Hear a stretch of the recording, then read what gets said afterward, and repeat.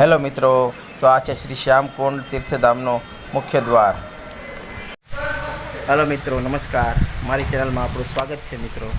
તો આજે આપણે આવી ગયા છે શ્યામકુંડ, જ્યાં દેલવાડાની બાજુમાં આવેલું છે મિત્રો. તો આપણે ચાલો જાણીએ એનો ઇતિહાસ. તો મારી ચેનલ જોતા રહેજો મિત્રો. જય માતાજી, જય શ્રી કૃષ્ણ.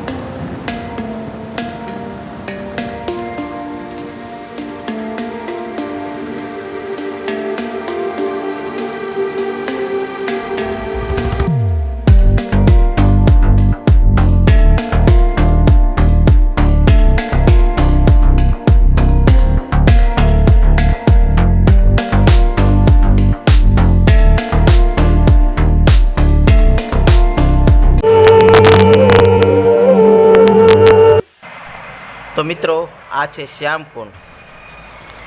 તો મિત્રો, એવું માન્યતા છે કે જ્યારે શ્રી હરિ અહીંયા પધાર્યા ત્યારે આ કુંડમાં ભગવાન સ્નાન કરેલો મિત્રો. તો મિત્રો, આ કુંડમાં સ્નાન કરવાથી આપણે પાપોનો નાશ થાય છે અને 4 ધામની યાત્રા જેટલું પુણ્ય મળે છે મિત્રો. જય શ્રી કૃષ્ણ.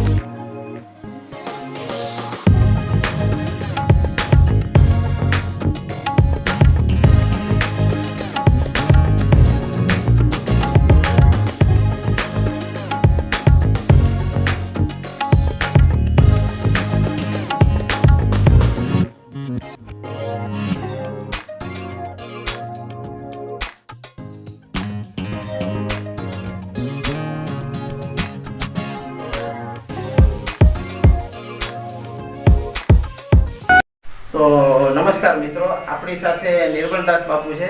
તો આપણે આ કુંડનો ઇતિહાસ આપણે બાપુ જણાવશે મિત્રો. તો બાપુ, આ કુંડનો ઇતિહાસ છે કે જગતગુરુ ચિત્તચંદ્ર ભગવાન અમારા આચાર્ય છે ઉદાસીનના વર્ષો પુરાણે મારા પરદાદા ગુરુએ એના હાથથી સ્થાપના કરેલી છે. અને જ્યારે જાલંધરનો વંશ દીવમાં કર્યો ત્યારે શ્યામ ભગવાને આ કુંડની અંદર સાક્ષાત સ્નાન કરેલું છે. એટલા માટે આનું નામ શ્યામકુંડ પાડવામાં આવ્યું છે. અને આથી પછી કે આ તુલસી શ્યામ, એટલે એનું નામ પડ્યું છે તુલસી શ્યામ. આ ઉદાસીન મહાત્માની જગ્યા છે એ શ્યામ ભગવાન છે. એ મૂર્તિ એ વખતની છે, બરાબર. ભગવાન અહીંયા જ્યારે આપણે જાલંધરનો વધ કર્યો ને, વૃંદાએ કૃપટ કરી, ત્યારે ગુપ્ત પ્રયાગની અંદર બ્રહ્મા વિષ્ણુ અને મહેશ ત્રણેય દેવો ત્યાં હતા. હતા ને એને વધ કર્યા પછી આ કુંડની અંદર સ્નાન કરેલું છે. આ હજારો વર્ષો પુરાણી જગ્યા છે અને આનું નામ શ્યામકુંડ તીર્થધામ કહેવામાં આવે છે. આ ઉદાસીન મહાત્માની જગ્યા કહેવામાં આવે છે. તો બાપુ ધન્યવાદ આપણે આ જણાવવા માટે. બાપુની સમાધિ છે, ત્યાંનું આપણે શૂટિંગ લઈ લઈએ. તો બાપુ, આ જે મૂર્તિ છે એ ક્યાં ભગવાન માની? આ ગુરુ નાનકના પુત્ર ચિચન ભગવાન બાબા સાક્ષાત શિવ અવતાર કહેવામાં આવ્યા છે. શિવ અવતાર અને માતા સુલક્ષ્મી માતા દેવી એના પેટે જન્મ લીધેલો. કળયુગની અંદર જ્યારે આપણે હિન્દુ ધર્મનો વધ થતો હતો એ વખતે તેને એણે અવતાર ધારણ કરેલો હતો. તો મિત્રો આ છે શ્યામ ભગવાનનું મંદિર. તો ચાલો આપણે આનો ઇતિહાસ પણ જાણીએ. જય શ્યામ. તો બાપુ આનો શું ઇતિહાસ હતો બાપુ? આનો ઇતિહાસ કે જ્યારે આપણે એનો વધ કરવામાં આવ્યો, વધ કર્યા પછી સાક્ષાત આ મૂર્તિ રહી એ જ વિષ્ણુ ભગવાનની મૂર્તિ છે. એનું રૂપ આખું શ્યામ થઈ ગયું એટલે શ્યામ સુંદર નામ પડ્યું છે, શ્યામ સુંદર ભગવાન. એટલે બાપુ આ જે ભગવાન છે એ રાક્ષસનો યુદ્ધ કરી પછી આવેલા કે પહેલા આવેલા? અને રાક્ષસ સાથે યુદ્ધ કરીને તે પછી જીતીને આવેલા છે. અચ્છા, તો આ જે આપણે જે ગુપ્ત પ્રયાગ કહેવાય છે, ગુપ્ત જગ્યા, એ ગુપ્ત પ્રયાગમાં આવેલું છે. ગુપ્ત રીતે રહેતા જેવું ત્યાં ગુપ્ત રહ્યા હતા અને અહીંયા પછી વધ કરીને પછી અહીંયા રહ્યા હતા ને? અચ્છા, તો એવો ઇતિહાસ છે ને બાપુ? હા. તો ધન્યવાદ તમારો આજે જાણકારી આપવા માટે.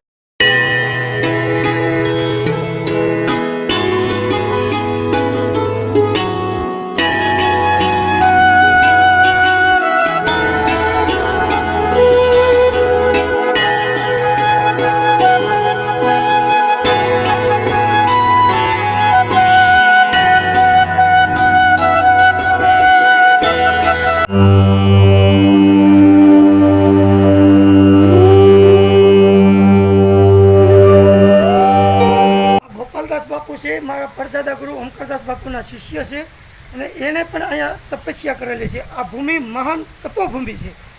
આનું તપનો કોઈ પાર નથી. જ્યારે મારા પરદાદા ગુરુ અહીંયા તપ કરતા ત્યારે ગૌઢા લોકો હતા, એ પણ હાલ કહે છે કે એ રાતના પોતે સિંહનું રૂપ લેતા કે, અને એના અનેક પરસા છે.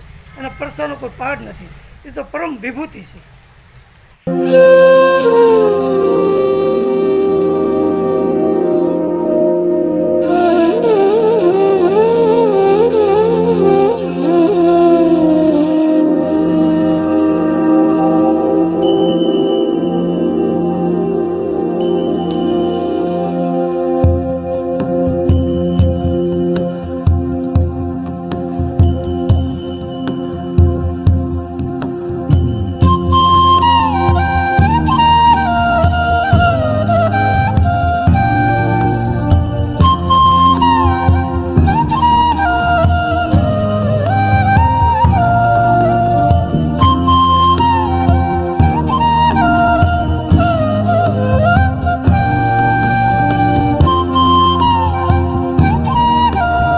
તો મિત્રો આ છે બળદેવજીનું મંદિર. તો ચાલો મિત્રો પ્રભુના દર્શન કરી અને ધન્યતા અનુભવ કરીએ અને સદા સૌનું ભલું કરે પ્રભુ. જય બળદેવ, જય શ્રી કૃષ્ણ. તો મિત્રો આ છે નરસિંહ મંદિર. તો મિત્રો ભગવાનને દર્શન કરી અને ધન્યતા અનુભવ કરીએ મિત્રો. જય નરસિંહ મહારાજ, જય શ્રી કૃષ્ણ.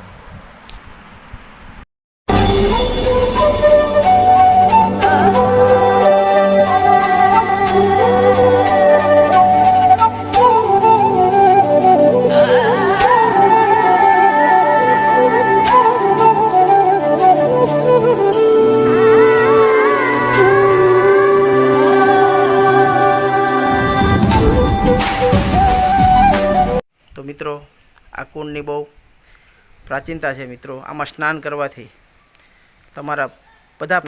તમારા પાપ પણ ધોવાઈ જાય છે મિત્રો. આ આટલી પવિત્ર જગ્યા છે મિત્રો. તો મિત્રો આ કુંડની અંદર શ્રાવણ માસ અને ચૈત્ર મહિનામાં હજારોની સંખ્યામાં ભક્તો સ્નાન કરવા આવે છે મિત્રો. અને પિતૃ કાર્ય પણ અહીં હજારોની સંખ્યામાં લોકો આવે છે મિત્રો. હલો મિત્રો, નમસ્કાર. તો આજે આપણે આવી ગયા છે જે કુંડ છે, જે કહેવાય ગુપ્ત પ્રયાગનો કુંડ, જ્યાં ભગવાન ગુપ્ત રીતે રહ્યા હતા. તો મિત્રો આનો જેટલો ઇતિહાસ આપણે જાણીએ એટલો આપણે ચેનલમાં કહેશું. ભૂલચૂક થઈ જાય તો ક્ષમા કરજો. આગળ જોતા રહેજો. જય શ્રી કૃષ્ણ. તો મિત્રો આવા મહાદેવના નાના નાના અનેકો મંદિર અહીંયા આવેલા છે મિત્રો. તો આપણે જો આ બધા મંદિર છે મિત્રો, બહુ પૌરાણિક મંદિરો છે. બધા તો નહીં દેખાડી શકું, પણ બસ દર્શન કરતા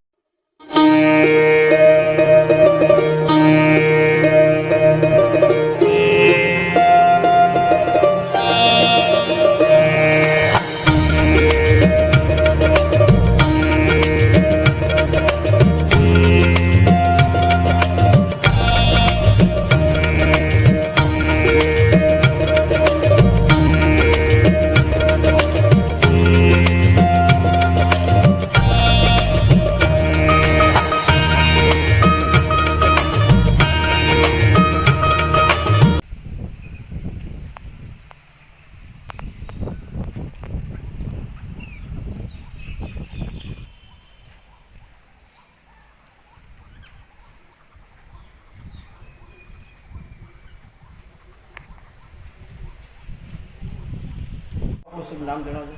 હું ગુપ્ત પ્રયાગ તીર્થધામના મહંત શ્રી વિવેકાનંદજી ગુરુ શ્રી મુકુંદાનંદજી બ્રહ્મચારી. હરિઓમ. આ ગુપ્ત પ્રયાગ તીર્થધામ જે છે સૃષ્ટિ ઉપર, એ ભગવાન વિષ્ણુએ અહીંયા ગુપ્તવાસ કરેલો. જાલંધર નામનો જે દાનવ થઈ ગયો એનો વધ કરવા માટે વિષ્ણુ ભગવાન અહીંયા ગુપ્તવાસ ગયા અને ભગવાને પોતાનો અંશમાંથી જાલંધર જેવું રૂપ પ્રગટ કરી સતી વૃંદાનું સતીત્વ ખંડિત કર્યું અને આ તીર્થધામ જે છે એ અહીંયા સ્થાપિત કર્યું. અહીં જાલંધરનો ઉત્પત્તિ ભગવાન શિવના અંશમાંથી થયેલી અને એણે એનો ઉછેર કર્યો દાનવ ગુરુ શુક્રાચાર્યજીએ.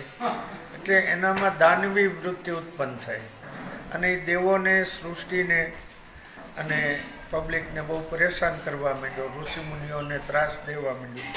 ત્યારે બધા ઋષિમુનિઓ અને દેવી દેવતાઓ 33 કોટી જે આપણા છે અને એમ કહેવાય છે કે આ પૃથ્વી પણ ગાયનું રૂપ લઈને ભગવાન વિષ્ણુ પાસે બધા ગયા, પ્રાર્થના કરી અને વિષ્ણુ ભગવાને અહીંયા એવું ત્યારે કીધું કે હું ત્યાં ગુપ્ત પ્રયાગ જે છે દીવની બાજુમાં, જે દીવ છે એ જાલંધરની નગરી છે અને જાલંધરનું રાજ્ય ત્યાં દીવમાં જાલંધર ગુફા છે, જાલંધર બીચ છે અને ઘણું એની જે છે એ છે દીવમાં. તો આ બધું થતાં પછી વિષ્ણુ ભગવાન અહીંયા રહ્યા, જાલંધર જેવું રૂપ પ્રગટ કર્યું, સતી વૃંદાનું સતીત્વ ખંડિત કર્યું અને જાલંધરનો વધ કર્યો. જાલંધરના વધ કર્યા પછી સતી વૃંદાએ ભગવાનને શ્રાપ આપ્યો કે જેણે મારું સતીત્વ ખંડિત કર્યું એ જે કોઈ હોય એ પથ્થર બની જાય. એટલે ભગવાને પણ તરત એને શ્રાપ આપ્યો કે તું જો છે એ જંગલની વનસ્પતિ ઝાડવું બની જાય. એટલે પછી એવું કહેવાય છે કે ભગવાન અને સતી વગેરે સૃષ્ટિનું સંચાલન ન થાય એટલે પાછા બ્રહ્માજી અને શિવજી અહીંયા પ્રગટ થયા અને બ્રહ્માજીએ પોતાના કમંડળમાંથી ગુપ્ત ગંગા, યમુના અને ગુપ્ત સરસ્વતી ત્રણેય નદીઓનું આવાહન કરી આ મોટો જે કુંડ છે મોક્ષ પીપળો અને કુંડ, ત્યાં એને એક પધરાવ્યું જળ અને ભગવાનને અને વૃંદાને સ્નાન કરાવી, વૃંદાને તુલસી બનાવી, ભગવાનને શાલિગ્રામ બનાવ્યા અને એમને પછી વૃંદાએ ભગવાનને પ્રાર્થના કરી કે હવે તમે મારું સતીત્વ ખંડિત કર્યું, મારા પતિનો વ્રત કર્યો, તો હવે મારે જવું ક્યાં ને કોની સાથે રહેવું? તો ત્યારે ભગવાને એને એવું વરદાન આપ્યું કે જ્યાં સુધી તારો તુલસી પત્ર વિષ્ણુ ભગવાન રામકૃષ્ણ અને વિષ્ણુ એમના થાળની અંદર જ્યાં સુધી તુલસીનું પત્ર ન પડે ત્યાં સુધી કોઈ પણ વસ્તુ તમે ભગવાનને આપો, ભોગ ધરાવો તો એ આરોગ્ય નહીં. તો પણ એને સંતોષ ન થયો કે હું જીવું કોના સહારે? તો ત્યારે ભગવાને એવું કીધું કે જા હું તારી હારે કારતક સુદ 11ના દિવસે લગ્ન કરીશ. એટલે અહીંયા તુલસીના લગ્નની જે પરંપરા આપણે હિન્દુ સંસ્કૃતિમાં છે કે કારતક મહિનાની 11 ભગવાનના અને તુલસીના લગ્ન થાય. એ પરંપરા પણ અહીંયા ગુપ્ત પ્રયાગમાંથી ચાલુ થઈ. પછી ત્યારે બધા 33 કોટી દેવી દેવતાઓ આવ્યા હતા, બધા તીર્થો આવ્યા હતા. એટલે એણે એવા વરદાન આપ્યા બધા સાથે મળીને કે આ તીર્થધામની અંદર કોઈ પણ વ્યક્તિ એમના પિતૃઓનું પિંડદાન કરશે, પિંડદાન ન કરી શકે તો ખાલી દીવાનું દાન કરે, દીવો પ્રગટાવે, તેરસ, 14 કે અમાવાસ્યા 3 દિવસમાંથી એક દિવસે તો એના 7 પેઢીના પિતૃઓને મોક્ષ મળી જાય. તો અહીંયા બંને પરંપરા એમ કે માતૃ અને પિતૃ શ્રાદ્ધનું પણ અહીંયા બહુ મોટું માતમ છે. તો એવી રીતનું આ ગુપ્ત પ્રયાગ તીર્થધામ છે. આ તીર્થધામને હિસાબે અહીંયા મહાપ્રભુજી વલ્ભાચાર્યજી પણ અહીંયા વિચરણ કરતા આવ્યા. એની 67મી બેઠક છે. અને જ્યારે નીલકંઠ વર્ણી સ્વરૂપે સહજાનંદ મહારાજ જ્યારે વિહાર કરતા હતા તે પણ અહીંયા આવ્યા અને અનુષ્ઠાન કરીને ગયા. એટલે એમને પણ પરમપદ મળ્યું અને એની પણ દેવકોટીમાં જે કહેવાય એ સ્થાપના થઈ. તો એ રીતનું આ ગુપ્ત પ્રયાગ પ્રાચીન તીર્થ છે. આનો સ્કંદ પુરાણના 17 કે 18મા અધ્યાયની અંદર પ્રભાત ક્ષેત્રનું જે વર્ણન આવે એની અંદર બહુ મોટું 2 કે 3 અધ્યાયનો એક આખો લેખ છે. સ્કંદ પુરાણ આની સાક્ષી પૂરે છે. આ તીર્થધામ છે એ કોઈ ઉપજાવી કાઢેલું કે સ્થાપિત કરેલું નથી. દેવી દેવતાઓના વખતથી, ઋષિમુનિઓના વખતથી અહીંયા આ તીર્થધામ છે. આના રક્ષણ કરવા માટે 3 વખત વિધર્મી હુમલા થયા તો આપણા ઘણા હિન્દુઓએ પોતાના પ્રાણની આહુતિ આપી દીધી. એના માટે આ બધી જે નાની નાની ડેરીઓ છે એ બધા કોઈ પણ જેના પ્રાણની આહુતિ આપી અને નાનું એવું શિવલિંગ જેવું મૂકીને એની એક સ્મારક તરીકે આ બધા ત્યાં ગંગાકુંડની બાજુમાં પશ્ચિમ દિશામાં મોટું પાળિયા ભુવન છે. 1.25 મણ જેટલી જનોયું ભેગી થઈ હતી અને એટલા બ્રાહ્મણોએ પોતાના પ્રાણની આહુતિ આપી દીધી. એટલે આ તીર્થધામ માટે ઘણા પણ વિધર્મી હુમલા પણ થઈ ગયા. પણ આપણે જે જાગૃતિ હિન્દુઓની હતી તો આ તીર્થધામનું રક્ષણ કરી શક્યા. અને અત્યારે આપણે જે આમાં કાયમ માટે આપણે અહીંયા ધાર્મિક વિધિ વિધાનો કરીને આપણે આ તીર્થધામમાં પાવન થઈએ છીએ. હરિઓમ અસ્તુ.